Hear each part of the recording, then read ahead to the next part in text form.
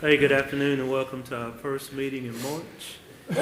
Our invocation will be led by myself and respects to the flag will be led by Councilman Matt Harvey. Please rise.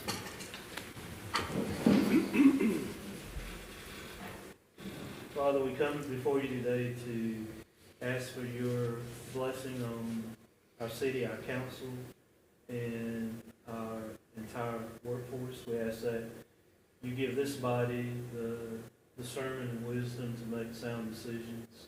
We ask that you keep all our teammates safe and away from harm. We ask all these things in your name. Amen. Amen.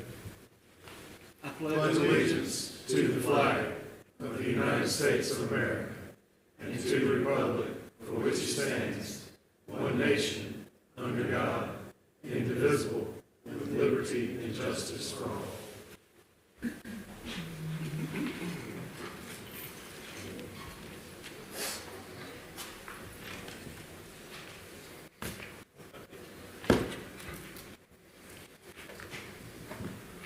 Before we start our meeting, we have a proclamation, and I'm going to ask Wayne Landry to come up as he makes his way. This has become Wayne will tell us the details, but I think this has been going on for several years right now, and we normally do a proclamation to kind of kick this off to our university, which is very important to all of us in our city. So the proclamation reads, whereas Anderson University is a highly selective, comprehensive university offering bachelor's, master's, and doctoral degrees on campus and online with a well-deserved reputation as one of the best private institutions in the South. And whereas at the heart of the education program is an uncompromising commitment to prepare students with both the breadth and depth of knowledge they need not only to be successful in the career of their choice, but to be successful in all realms of life, in family, community, work, and faith. And whereas Anderson University's annual A-Day takes place on March 31st of 2026, and whereas A-Day is a fundraising effort that provides the support necessary to foster the academic achievements of AU students, further the professional development of AU's world-class facilities, and accelerate AU's growing campus programs and initiatives. And whereas A-Day is an opportunity for people everywhere to come together in support of Anderson University, and whereas during the A-Day, we will celebrate all things that make Anderson special, and Trojans across the globe will participate in remembering the past, celebrating the present, and impacting the future. And whereas the city of Anderson wishes Anderson University a successful A-Day, and desires their alumni, friends, and citizens of our city will support the cause by joining the festivities, thereby strengthening the bonds of our community. Now, therefore, I, Terrence B. Roberts, along with my fellow city council members, do proclaim March the 31st of 2026 at Anderson University A-Day in the city of Anderson, and encourage the community to share their support of AU on social media, where they're black and gold, and demonstrate that this community is true to AU. Signed this 9th day of March, 2026. Mr. Landry. Appreciate it. Few words. Well, first, let me just say we're excited about this year's A-Day. And on behalf of President Whitaker, our Board of Trust, and nearly 4,700 students, I just want to thank you for your support. Last year, we were able to raise a little over $800,000 with this initiative, so we're hopeful this year that we'll be up there as well. We've been on the upward trend for every year. Jonna Shirley, my colleague, is here, and she has provided great leadership for that program over the last several years. So again, we're excited. We're excited about our men's basketball team right now.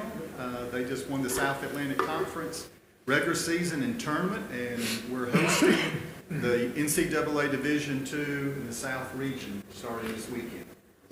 Yeah. Thank you.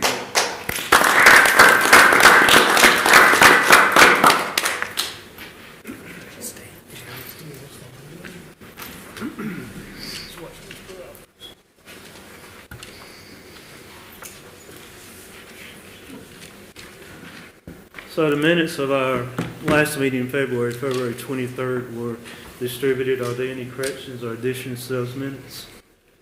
Not hearing any, do I have a motion to approve? I have a first by Dr. Thompson, Second. second by Mr. Horvath. All those in favor say aye. Aye. Opposed? Those minutes pass unanimously. We have one item of old business, and that is the request consideration of reappointment of municipal court judges. Ms. McEwen? Mayor and Council, this item is general approval for the consideration of reappointment of municipal judges. The city municipal court judges were previously appointed 2-year terms beginning January the 1st, 2024 and ending December 31st, 2025. City Code Section 58.2 specifies that municipal judges shall be appointed by the council for a term not less than 2 years, no more than 4 years. The reappointment consideration is for Chief Judge Josh Allen, Judge Carolyn Galloway, Judge Robert King, Judge Richard Thompson, for a term of January 1st, 2026 to December 31st, 2027.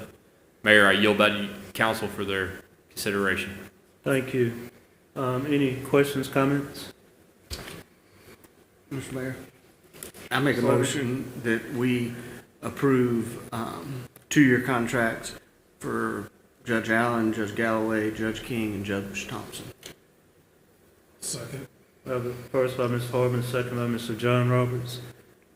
Any discussion? I would like to say it's a shame, and it's part of life, unfortunately, but it's a shame we won't be able to also nominate Judge Kurt Seaton. We thank him for his service. Definitely. For sure. Great comment. Anything else? All those in favor say aye. Aye. Opposed? That passes unanimously. We have a couple items of new business, and the first item is request consideration of a contract for the installation of approximately 500 linear feet of 6-inch water line on East Church Street, Manning Street, and approximately 241 linear feet of an 8-inch water line on Joseph Street. Ms. McEwen? The city's Electric City Utilities Division and the Water Distribution Department operates approximately 374 miles of water distribution lines ranging from 3/4 inch to 30 inches in diameter and serves 17,000 customers inside and outside of the city. The water distribution primary functions to provide drinking water and water use for use of fire suppression. In that regard, the request involves improvement to the water lines that will enhance availability of hydrant water flow for fire suppression while also replacing water lines. A map is included in your packet. I'll turn it over to Scott Banks, our utility director, to describe the project as you view it here on your map and the consideration of the bids and contract. Mr. Banks. Thank you. Good evening, council. This project has 3 portions to it. Currently we have 2 hydrants on Manning Street that do not meet fire flow requirements and therefore can only be used for flushing. So a portion of this project will extend a 6-inch water line approximately 475 feet down East Church Street and tie into the line on Manning Street to increase that flow of that hydrant at that intersection. And then additionally, the existing 6-inch on Manning Street will be extended approximately 25 feet to the existing hydrant near the intersection of Manning and East Market Street. And then thirdly, we currently have on Joseph Street, the 4-inch dead ends before reaching Tribble Street. So there's a segment where we'll install approximately 250 feet of 6-inch line to be, at the intersection of Tribble and Joseph Streets, and then tie it to the existing 4-inch on Joseph Street. We had 7 contractors that submitted bids. The low bid was Davis Plumbing and Sewage LLC of Ivy, South Carolina, at $141,171. We are planning to fund this from the water utility funds, and therefore staff recommends approval of the contract with Davis Plumbing and Sewage LLC in the amount of $141,170 plus a 10% contingency of $14,117.10 for a total of $155,288.10. Thank you, sir. Comments, questions? Mayor, Ms. Roberts? The low flow hydrants, is that a result of some degradation over time, or? Well, in this case, there's a 4-inch line. The line is not large enough to support the minimum flow that we strive for fire protection. So it never was Correct. sufficient? And then I get the dead end line. That's never a good idea. Yes, sir. It looks like we have a favorable bid. We have experience with Davis Plumbing. Yes, sir. Okay. Unless there are any other comments, I move that we move forward with water line improvements. Second. First by the Mayor Pro Tem, second by Mr. Newton. Any further discussion? All those in favor say aye. Aye. Opposed? It passes unanimously. Our second item is request consideration of a resolution of a Clean Water State Revolving Fund loan for the Rocky River and Generosity Creek wastewater treatment plants improvement project. Mr. McEwen. As part of Electric City Utilities, the wastewater treatment department operates 2 plants that are permitted for a flow of 9.5 million gallons a day at the Rocky River and 10 million gallons a day at Generosity Creek wastewater treatment plant. As part of our continuing assessment and capital improvement plans for the plants, the city, and this item before you, is seeking an application for funding from the Clean Water State Revolving Fund Loan Program for a Rocky River and Generosity Creek wastewater treatment plant improvement project.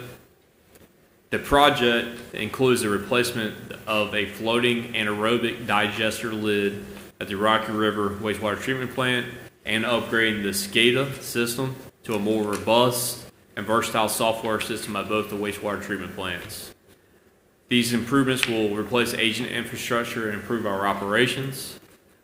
The State Revolving Fund has approved a low-interest loan in the amount of $2.19 million for the Rocky River and Generosity Creek project. The estimated annual debt service payments would be approximately $136,715, based on 2.3% for 20 years, paid quarterly to the State Treasurer's Office. We recently funded a water line project, similar means with SRF funding. That was the East Market Street and Wellington Mill project at a 2.3% interest rate as well. That was a $3.34 million debt service. The debt service would be paid from the sewer fund. Administration recommends approval of Resolution 2605 for the application to the SRF funding as the next step. Thank you, sir. We've seen the scope of the project. Are there any additional questions or comments? I think we saw this several months ago. We did. That's the lid that we had to remove, re-engineer the structural component of it, and instead of twisting up, it'll go straight up, like it'll rise straight up, similar to the rest of them. And then, of course, our SCADA system is our computer control system for both plants that from time to time needs to be upgraded and will allow more monitoring and control systems to be implemented throughout the treatment plants. Thanks. Mayor, I'll make the motion to approve the resolution. Yep. First by Mr. Newton, second by Dr. Thompson. Further discussion? Mr. Harvey? Mr. McEwen, so the capacity for both plants is just under 20 million. Where are we at on a capacity standpoint, real quick? Yeah, so when you look at daily flow, I mean, we can have a minimum daily flow of 4 million gallons a day, and you could have a period that's, a high daily flow up to 7 to 8. However, what they look at when they look at the permitted flow is the allocated capacity to that. And sometimes things come online for each plant, and sometimes they're removed. We've gone through the process of removing some recently that the project just never, because we serve the countywide, and then also we serve Homeland Parks Sewer District. So sometimes something prospective thing might come online, they reserve capacity, and then you look at it 5 years later, realize it's not going to take place. So we've been removing some of those. So right now we're still in good shape with that. We haven't hit the threshold that requires you to upgrade the capacity of the plants. What we're looking at now at both plants is that aging infrastructure as far as what needs to be replaced mechanically. And so there's several projects that we have upcoming that we're engineering right now. We're doing a PER, master PER preliminary engineering report for both plants that will have a recommendation of those items. But we also know some of our weak points that need redundancy that we have in our capital improvement plan going forward. So we haven't reached that capacity threshold yet, but our certainly we have the ability there to expand at both plants. They were well designed and function well as far as and have great expansion capability to them. You know, I like to keep asking through the years, you know, you read about other communities that don't have capacity and have reached and can't add anything else. Someone a long time ago who built these saw the growth potential for our area, and we've always had plenty of capacity, and it seems like our area is growing fast, so that's good to know. Yeah, another thing too is industrial customers. So we have, it's public now that Duke Energy is looking at and they're moving ahead with their plans to put a plant here, electric generation plant here. And that plant itself would discharge a large amount of wastewater, it looks like to the Generosity plant. Still engineering that because it could potentially go to Rocky River. We do have the capacity for that and can take that and look forward to them being a customer. And that would be good for us in way of revenue. However, we'll continue to look at, as big things come online like that, our capacity and what needs to be upgraded. Thank you. Good point. Any other questions, comments? Mr. Roberts? Let me tag on to Mr. Harbin. Do these improvements allow any efficiencies that we can claw back or reclaim some of the allocated flows? Yeah, or is this just an improvement that? Well, this was a mechanical failure of the lid. So, I mean, this was an improvement of a mechanical failure, right? And this just happens to be a larger project than pumps going down and so forth that we're constantly replacing here and there as these plants run 24/7. So this is more of a mechanical failure that we will recapture back that process because right now it's offline, and we've been able to do a work around it. And so the SCADA, though, does grab efficiency to it. It does as far as the flow, the management of your flow, the management of the chemicals, the treatment process, and so forth. And so as we add that in, we'll have some efficiency gain there. That will allow us to reclaim some allocated flows, or? Yeah, Mr. Bates, you want to add on to it's that? It's cheaper to reclaim some than to add capacity. As our chief engineer as well out there. Scott, you got something? Yes, I don't know that it would reclaim flows because the flow is what's coming to us. But what it will, the projects that we're going to be recommending in the future, what they will do is allow us to operate more efficiently because we're putting in more electrically efficient pumps. Also, the processes that we would be going to would reduce chemical use. There would be more of a biological nutrient removal process that would be more bacteriological and not having to add chemicals. And I will add, unique to our plants, not completely unique, but we do have large basins for holding the storm water when we have a quick downpour and you have a lot of infiltration that may come to the plant, so you have a high inflow to the plant. We have the ability to split that off into the basins, hold that water, and then let it trickle back in the system when flow is reduced. And that's very helpful. Otherwise, you'd be spending a lot on the capacity side that you really don't need all the time, but just during high flow rain events. And so, but another goal, of course, is to reduce the infiltration into the system, period, in which we've been relining sewer pipes throughout our system and doing that. So. Yeah, and that's one of the things that will slow the requirement from DES to add capacity is continuing to improve on our collection system and reduce the I&I that's coming to us. Because unfortunately, when that water, it's mainly rainwater, but we still have to treat it. So it costs us chemicals and power. Whereas if it's not coming to the plant, then that's not costing us, and it allows us to operate more consistently when we get rid of the I&I items. Good conversation. Anything else, guys? First and a second. All those in favor say aye. Aye. Opposed? That passes unanimously on the Our third item, and we will not have an executive session on this item, but our third item is request a resolution authorizing a project to be considered for participation in a special tax assessment for rehabilitated historic properties. Mr. McEwen. Thank you. I'll turn over our Planning Development Director, Maurice McKenzie, to go over the item. Okay, thank you. Back in November, you adopted guidelines by ordinance that promotes the preservation and redevelopment of historic properties by granting a special tax assessment to qualifying rehabilitated historic properties in the city.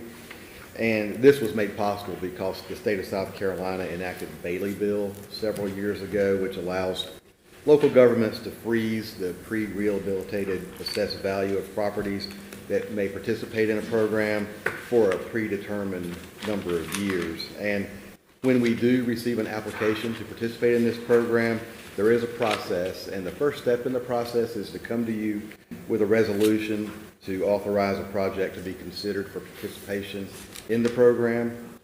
Once you adopt the resolution, it then goes to the Board of Architectural Review, and they will confirm that the project meets the design and investment requirements, and that's called the preliminary certification. So that would be the next step following this. Once the work is complete on the rehabilitation of the dwellings or the buildings, the final certification will be granted by the Board of Architectural Review if the completed work meets all the approved standards and the expenditures were met in accordance with the approved plan. Now, we're coming to you tonight because there has been an application submitted to us, and the applicant is ST Real Estate Holdings, and the properties that we are looking at are 215, 217, and 219 South Main Street. They are abutting buildings. They're at the corner of South Main and Church Street. The fair market value of those buildings is $254,400, and they're proposing an estimated project cost of $2 million into these buildings. So we are recommending approval of a resolution authorizing this project to be considered for participation in the special tax assessment for rehabilitated historic properties. And after you consider this and approve it tonight, it will then go before the Board of Architectural Review for their review and potential preliminary certification. And that is scheduled for March 18th. Thank you. Any questions or comments on the proposal?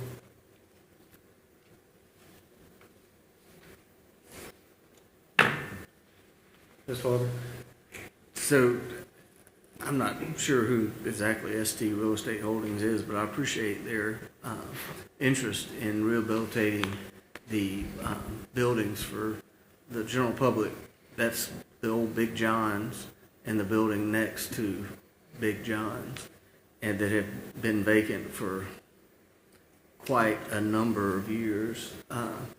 And it's always exciting to see old buildings continue their integrity and the history of Anderson, and someone willing to invest and to keep that flavor and just reuse it for another building versus knocking it down. So with that, Mayor, I'd make a motion that this be referred, this resolution authorizing the project to be considered for participation in the specialty property tax assessment for rehabilitated historic properties. I have a first by Ms. Harmon, second by Mr. John Roberts. Any further discussion, comments? Exciting. I hope to see more come on down the road. Yep, I mean, it's in the central business district, a historic district, and so I echo that it would be good to have it come back in a historic way, in that regards. Thanks, everybody, members, and Good. see fixed up. Got a first and a second. All those in favor say aye. Aye. Opposed? That resolution passes unanimously. Mr. Mayor, I do have one thing. We do have the Caters Lake ribbon cutting. It's looking forward to that. It is Tuesday, March the 17th at 10 a.m. And we ask that you join us as we celebrate the completion of the Caters Lake improvements and the continued investment in Anderson's Parks and Public Spaces. So we look forward to that event. It's going to be a great event, especially good time. It looks like it's going to be sunny that day to be opening up a new park, especially one that has the pretty aesthetics it does with a pond this time of year in the spring. So, thank you, Mayor. Good, everything's blooming, good deal. Entertain a motion to adjourn. So move. First by Mr. Newton, second by Mr. Roberts. Mayor Pro Tem, all those in favor say aye. Opposed? We stand adjourned.